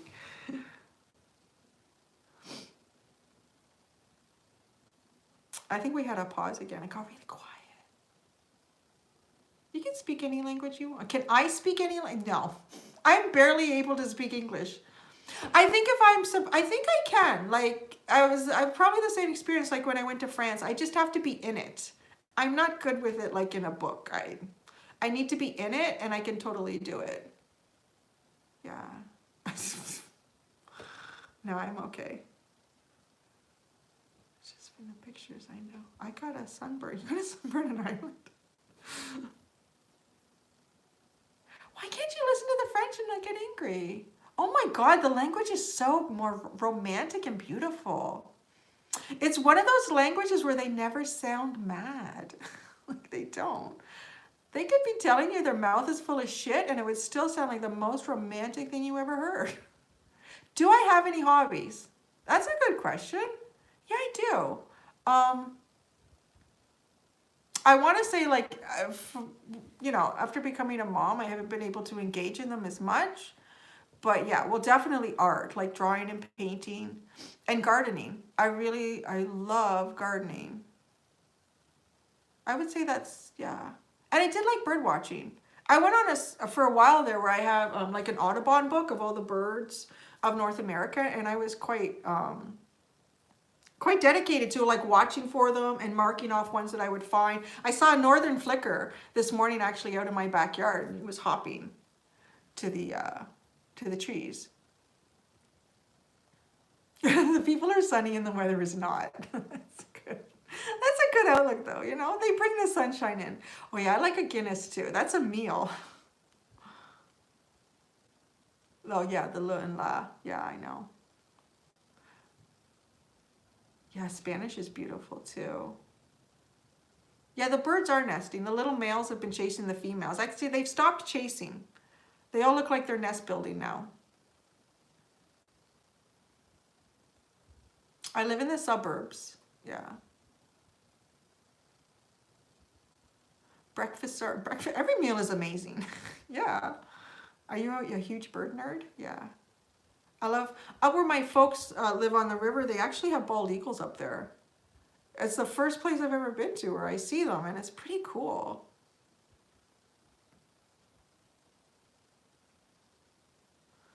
I always know the best way to manipulate a Taurus is with a cuddle and a food. A cuddle and a snack. You can get anything you want out of a Taurus. Everyone goes on, you cannot make Taurus do anything. You can't. But you can coerce Taurus with a cuddle and a snack. Oh, yeah. Yeah, that is my natural hair color. Yeah, and it's funny because young people are like doing this to their hair. Like, why are you doing that? I had like, when I was younger, I had like auburn hair with all these natural highlights in it. Now it's great. I noticed the other day, I'm starting to get white eyebrow hairs. I was like, oh my God, where does this end? Isn't that true about a cuddle and a snack for a Taurus? Okay, guys, put in any sign you want, and how do you coerce that sign? What is the best way to coerce an Aquarius? An Aquarian. How do you coerce an Aquarian? Let's start. What's the best way to get an Aquarian to do what you want? What works on that? Right chin hair. I know, love to munch, yeah. Okay. Food. Aquarian is food too? Tell him I'm thirsty. Nothing. You cannot. You can't let Aquarius mad at me. On their heartstrings. I would probably agree with that. I find from the comments, Aquarius is a very, seems to be a very kind, loving sign. Tell them what to do and they'll do the opposite. I could see that too. Reverse psychology. Okay. This is good. I'm going to learn so much here. Okay. What about Pisces? Actually, I think Pisces would do anything. What about Pisces? This is going so fast. I was going to say, I think you just need to ask. A couple of Pisces friends I've had, yeah. If they think it's something you really need, they're like, okay. Actually, no, they're likely going to ask you before you even tell them it's something you need. Yeah, tell Aquarius, you need to save the world. This is what you need to do right now. But yeah, I think you're right. Pisces. Typical Pisces. What was the question again? Pisces wants to please. Yeah, they are. Wait, who was that? Oh, no. That's funny. Okay. Okay, Aries. I have no idea how to make myself do anything. So what about Aries? How do you get an Aries to do what you want? Challenge them to it. Bet Aries they can't do it. Absolutely. I'll show you.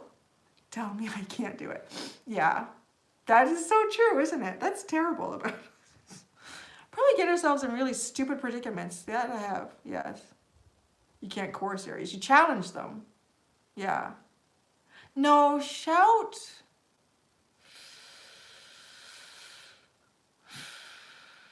Invite them to something they want to do. Bet stubborn always to a fault. Okay, so we talked about Taurus. So a cuddle and a snack for sure. A cuddle and a snack for Taurus. Gemini. That's interesting. So how do you get Gemini to do what you want? Yeah, don't tell an, you're right. Don't tell an Aries what to do. But we will mull over it. See, that's what we'll do. Ignore them. Yeah, for Gemini. Yeah. I'll tell you, as an Aries, we will be like, I'm not taking that. But then after a while, we'll think about it. Oh, yeah, maybe, okay. Anything science, talk to me, Gemini. Don't tell them anything. Make them work for it. Gemini, run away. Ask nicely. Keep them happy. I think get them interested. I think intrigue them about it. Probably give them like breadcrumbs on it. Gems love fries. Yes, yeah, I would agree with that. The intellectual stimulation. Tell them to talk to you. I think about like, because I'm just a Gemini rising in Venus, but I have a friend, she's a Gemini. And I'm like, I try to think of the times where I've said to her, we should go and do this. Let's go do this. She's like, Cindy, do you know what would happen if we did that? Okay, now, that's not a good, this is what we're going to do. Okay. All right, so tell them, explain yourself. Okay, so Cancer, Cancerian. I'm curious about this. I haven't known a lot of Cancerians in my life. So how do you coerce a Cancerian? With a dirty joke, or is that Gemini? I think that's Gemini. We're going on to Cancer. Netflix and chill. Yeah, let's sit down and talk. Let's watch a movie. You need a massage. Are they good at massage? Really? Oh. Rub their belly. They're like puppy dogs. You can't coerce her to do that. That's because she's your daughter, though. Heart on their sleeve, yeah. I know. They probably just know, because I think Cancerians are very intuitive, too. Yeah. So they probably just know what you want. Yeah, they're very maternal. Just wait on them. They love food. I think I saw a video once and they were showing, it was really funny. It was how the different signs react to a breakup. And yeah, Taurus and Cancer were sitting on the couch together eating like ice cream out of the container. Yeah, very emotional. All right, who's next? Leo. Oh, that one's so easy. You just tell them they're gonna look good doing this with me. So you gotta, okay. How do you, yeah, compliment them. Give her your credit card. So how do you get your husband to do what you want? You said he's a Leo. You compliment him. Tell him he looks grand today. You look so good. Boost their ego. Yeah, those pussycats. They get them purring. You just gotta rub them. They're purring. Yeah, they love that. But it's so nice to do that to a Leo because they glow. They like glow. And I don't like some people. Like I feel a little bit of people are like, oh, this is what I'm like, oh. Leos, they just glow in that. They look great. Yeah, you love the attention. Compliment them. Rub their lion mane. Compliment their hair. You guys are looking so good. Come on, you look great. You should come out with me and do this. Like, all right. Leos are very generous, actually. But I have heard, like, if you get them on the wrong side, they're...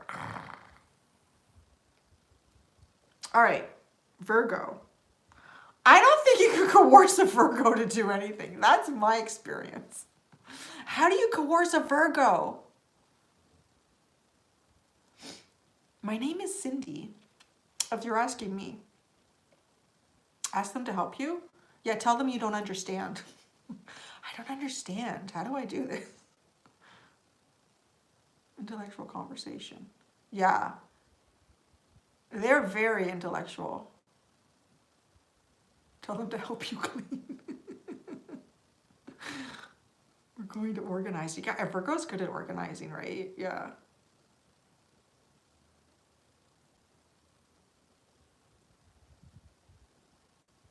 First, do it wrong first and then they'll go to standards. Oh, that's funny. All right, who's next? Libra. How do you coerce a Libran? Reverse psychology on your Virgo husband. I think you have to do that with most husbands. Reverse psychology. Libra. Yeah. After 18 years. There's been some injustice done. Hot chocolate. Leave us, maybe reverse psychology. I think, yeah, the job. Be nice. Entice them with beauty. Sympathy. Yeah. I have to laugh because my friend, her husband would go to the school and he had lunch monitor too. A very different style. And he's the Libra, and I'm an Aries, so the kids would be doing something they shouldn't be doing over and over again. And finally, I would just say, you know what? This is your last chance. You do it again, you can just spend the recess in the office, or you go on the wall, you're going to stand there for 10 minutes. That's it. And he would be Libra. He would have a conversation with the kids. God bless him. Are those good choices that you're making? Do you think that's something that makes you feel good and that makes them feel like, I was standing there and listening, I'm like, I wish I could be like that. Like, it sounds so much more. It's kind of cute, but. All right. Have I lost everyone yet? Are we getting bored? I haven't. I feel like I should finish at least. How do you coerce a scorpion? I just got like, I think Scorpio would do anything if you probably brought like leather and chains and straps, sex. Yes. Scorpio. Get them drunk. Scorpio. See, you're so easily manipulated. Everyone knows. I cannot be coerced without consent. That's funny. Wrestle them. A strap on. I had a bad feeling when I saw Scorpio. I thought, oh dear, what's this going to be? Yeah, we know how to do Scorpio. How to... Okay, well, we know Scorpio. Sagittarius. I'm curious about this one. How do you coerce Sagittarius? I'm going out of my way to find Scorpio. Intrigue them. Food. Sagittarius is food, yeah. Friendship. Offer a vacation, have fun. Yeah, magical. Send them looking. Make it an adventure. Are they very food-based too? Feed them. Sag loves adventures, yeah. Alcohol. Adrenaline. Yeah, yeah. Okay, that's good. Food and adventure. That actually sounds like a lot of fun. Interesting. Laugh with their jokes. Book, lots of books. Passion. All right. Are you guys ready for the last one for Capricorn? And this will probably be it. How do you coerce a Capricorn? I don't know. My grandfather was a Capricorn. That is a pretty, they're fixed. Is that not a, oh, it's a cardinal. It's a cardinal energy. Money. That's probably true. Yeah, nature. Yeah. Deep conversations. Yeah. Ambition without it. How to break through their wall. Money and success. Work, money. That is hard. Them for help. Yeah, I think they like to help too, but they need to do it their way.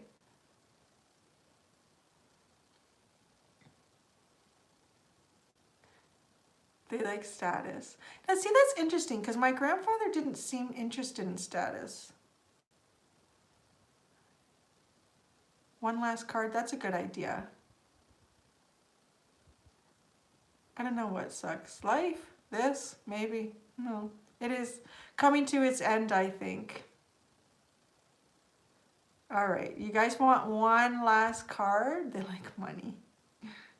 Offer them integrity. That's, I would say that. Yeah, my grandfather held on to that one pretty tight. He lost a lot of friendships because if they didn't have the integrity or he thought they were doing something wrong, they knew right away. And he wasn't sticking around for a second chance. All right. One last card, guys. Yeah, I'm getting hungry. And I'm tired. I probably have to go to bed early. Yeah, it was fun. Wasn't it fun?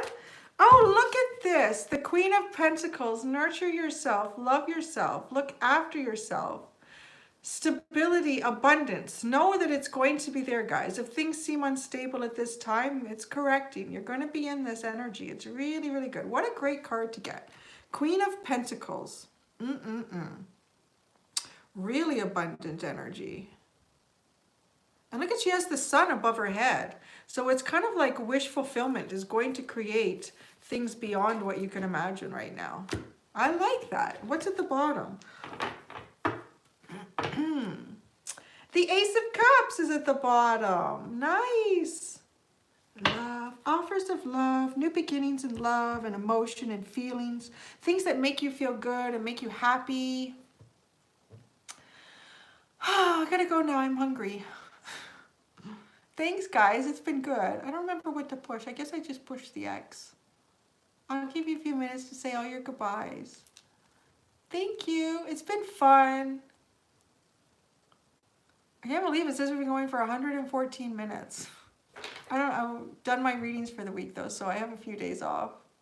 I know, it is such a sweet story. I never like saying goodbye. Thanks guys, thank you. Take care of yourselves, really do. Like really take care of yourselves. Physically, emotionally, healthily. Bye, bye from Ireland. All right, I'm going to press the X, which means it's going to end. Are you ready? Here I go. Bye. Be gentle with yourselves. Bye. Oh yeah, happy Mother's Day. Thank you.